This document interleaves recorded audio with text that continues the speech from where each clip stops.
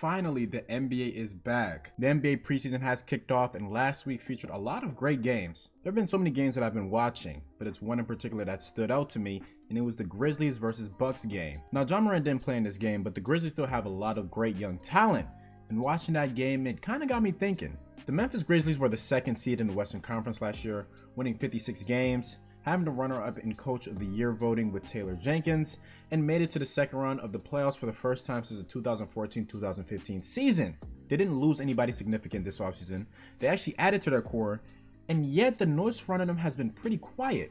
There has been little to nobody who talks about this team as a title contender, and that's what I wanted to discuss today. The Memphis Grizzlies. Everybody knows this is a playoff team, but are these guys legit contenders? I could see the reasonings for why and why not. That's what I want to discuss in today's video. We're going to get into both sides and make a final verdict at the end. Let's get it started. So anytime you talk about the Memphis Grizzlies, you first got to talk about Ja Morant. A rookie of the year, Ja Morant blossomed this year and took a massive leap into superstardom. He was an all-star, all-NBA player, and won the Most Improved Player award. He's the definition of what it is to be a Memphis Grizzly, and the entire city backs him. Ja Morant is a player that everybody loves, but we know who he is. We know what he brings to the table. We know what he can do on a nightly basis. So he's not really going to be the biggest topic of today's video. When I look at the Memphis Grizzlies, putting Ja to the side because, like I said, he's that number one option.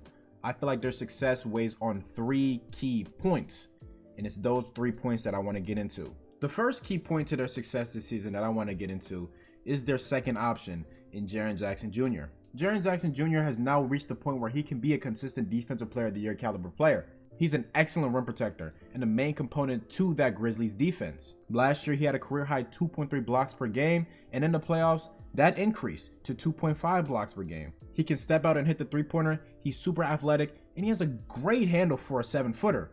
But with all that said, there's still some big issues that he has to fix. The biggest one for me is his foul tendencies. Jaren Jackson Jr. fouls a lot, and that's a big reason as to why he only plays 27 to 28 minutes a game. For someone as great as defense as he is, to average 4 fouls a game is kinda insane.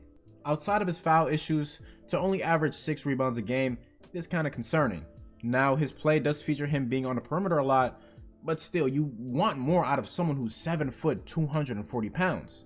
And lastly, he could definitely be more efficient. His efficiency has dipped year after year after year, and some of that could be because of injury and such, but still, he has to get more efficient from the field. He has to become more consistent from the field, and I feel like that's the key to unlocking him as a player. But that's still not it, because as we all know, Jaren Jackson Jr. has injury issues.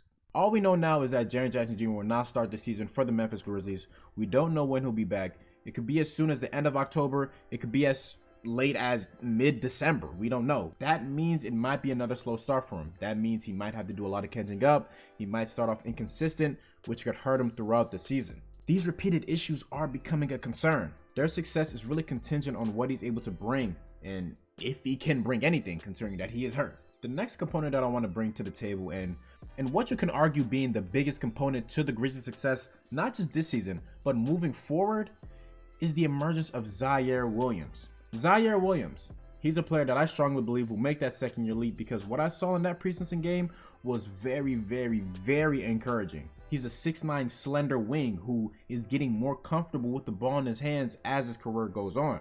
And I feel like that was a big reason as to why he didn't look too good in his rookie season last year. He shot efficient, but most of his shots were off the catch, off ball, and at times he just looked pretty uncomfortable with the ball in his hands. But as I saw in that preseason game, it seems like that's not really a cause for concern anymore. Zaire Williams just looks more poised. He operated extremely well in the pick and roll, both as a scorer and as a passer. His ability to operate in the pick and roll, his ability to operate off the dribble is extremely important, and a big reason as to why I believe he can really do something for the Grizzlies as soon as next season.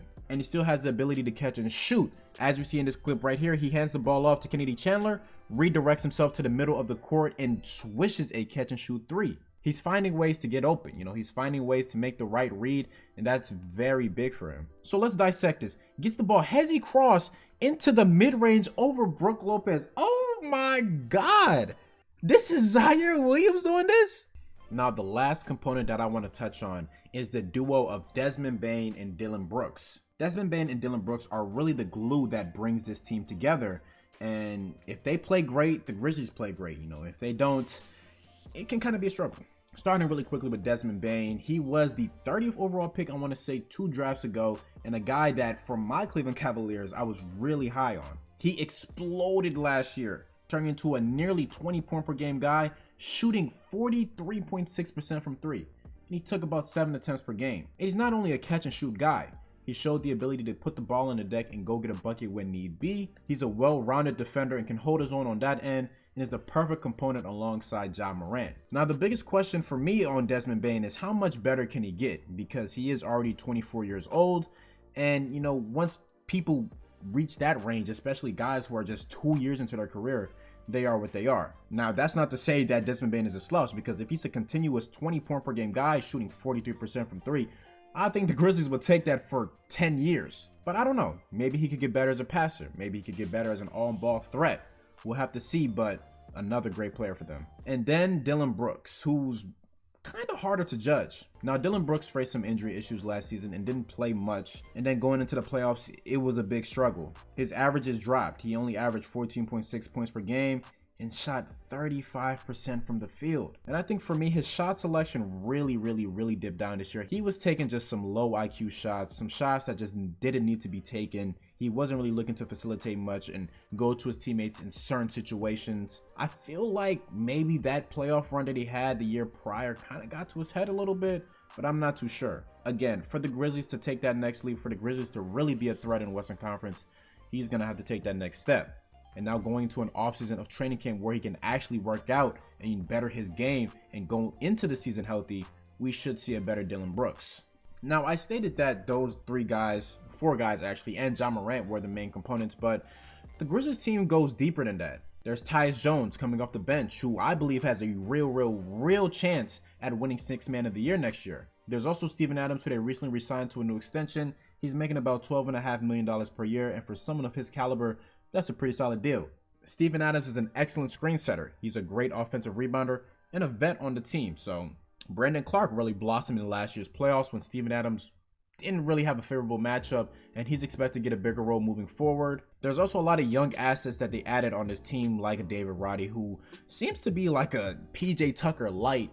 And that's what makes this Grizzlies team so interesting, is that they have so many different components and they can go in so many different ways. If they want to just let the young core build up and create this potential dynasty, they can do that. If they want to get super aggressive and make a move for a star/superstar player, they have the assets to do so. They have the defense, they have the shooting, they have the depth, they have that playoff experience now, and they have a coach who they really love. I mean, I don't know how you look at this team and say they aren't legit contenders. I'm sorry, you might not agree with me, but last year, the Grizzlies always found a way to win, even when people doubted them most. A team that's as young as the Grizzlies doesn't just win 56 games and makes it to the second round of the playoffs, and the only reason they didn't go further is because Ja Morant's injury and because they faced the eventual NBA champions. It just falls off a cliff. That just doesn't happen. Everybody on that team is going to get better, and thinking of it like that, they are contenders. They can contend with all of these top teams in the Western Conference, and I truthfully believe that.